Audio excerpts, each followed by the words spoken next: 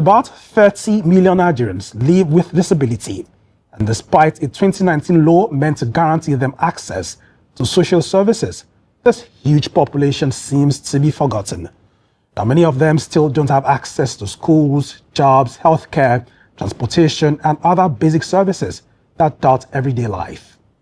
In this story, Just Nigeria's Mercy Frank looks at the promises of the law, its implementation, and the huge population locked in the shadows. Have a look. Disability is something that can happen to any one of us. We were living a perfect life until I lost my sight. People like you are not supposed to be in my school. The country pledged inclusion. 5 years later, could the law be just ink on paper? The United Nations defines persons living with disability as those who have long-term physical, mental, intellectual, or sensory impairments, which in interaction with various barriers may hinder their full and effective participation in society on an equal basis with others. Estimate from a 2025 World Bank report indicates that 1.3 billion people experience significant disability in the world. In Africa, the United Nations put the figure at 80 million, with 15% of them children. Figures from the National Commission for Persons with Disabilities show Nigeria's share of the challenge sits at over 35 million.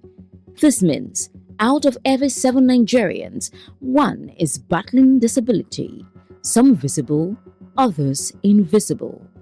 Conversations around inclusion for persons living with disability in Nigeria began to take shape when the country signed up to the United Nations Convention on Rights of People with Disabilities in 2007.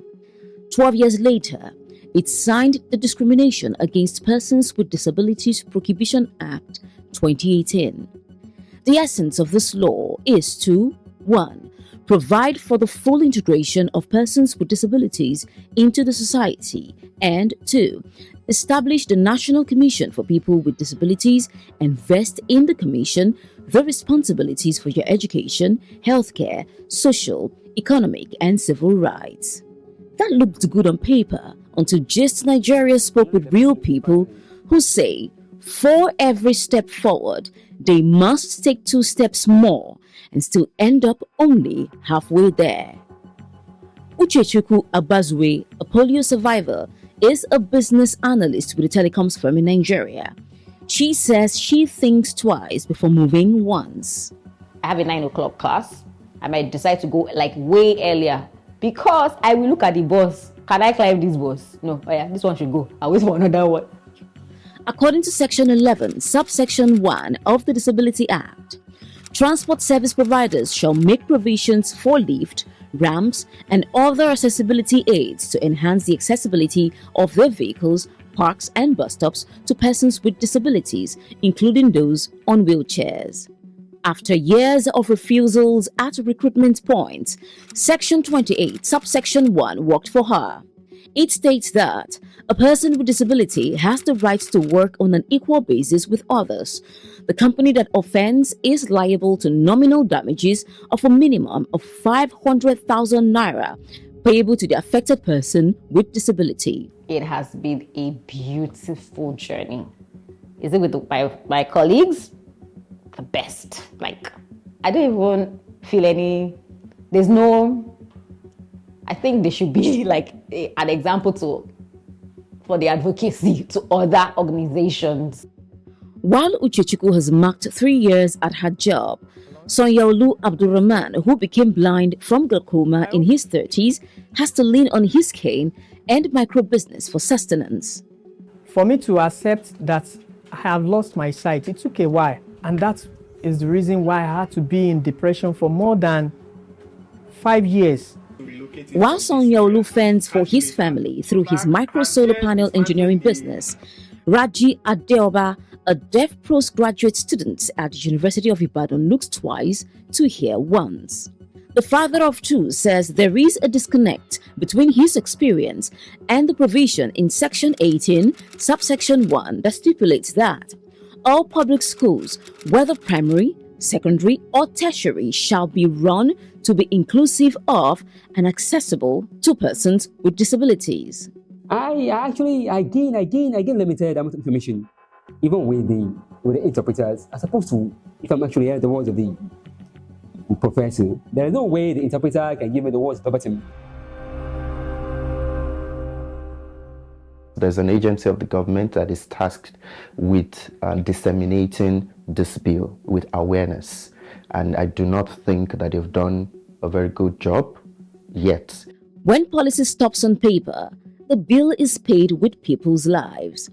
A 2024 State of the Disability Inclusion Report published by Project Enable, a frontline institution advocating for the rights of PLWDs in Nigeria, indicates that while 23 states have enacted disability laws, only 15 have established implementing agencies, highlighting a prevalent gap between legislation and execution.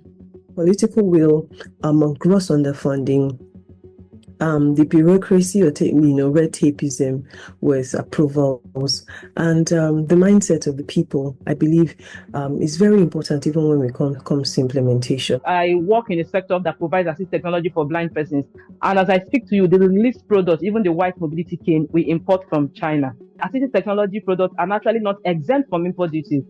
The law stipulates punitive measures to protect persons living with disability. But could it be blind to the curveballs? We still need some psychological shift from that lamentational advocacy to really strategic legal engagement. Another factor is actually funding, because really litigation is not cheap. We are working seriously in Lagos State to see that we amend our laws to include higher punitive measures, e.g. fines. We will not put anybody in prison, but you will pay fine. Experts agree that misconceptions about disability shape behavior. One misconception says disability equals inability. They can deliver value. Give them the opportunity to deliver value. Another misconception is that all disabilities are visible. People with albinism are also persons with disability. There's that cluster, and that's because there's an associated stigma, and then other spectrum of intellectual disabilities like Down syndrome. One dangerous misconception is that persons with disabilities are objects of pity or charity. They will just look at me and then point 50 naira to me and say, take.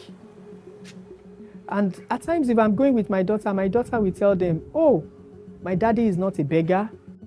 Some people assume persons living with disability cannot contribute to the economy. I'm a PWD and I'm contributing to the economy, so I guess that's my answer.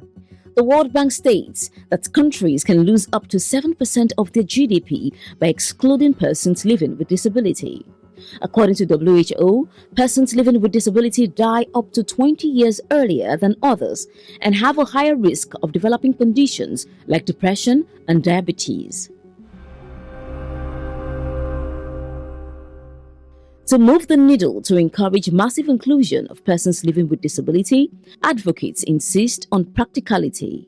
For businesses, is accepting and understanding the provisions that the Act has made, which is to reserve 5% of the employment for persons with disability.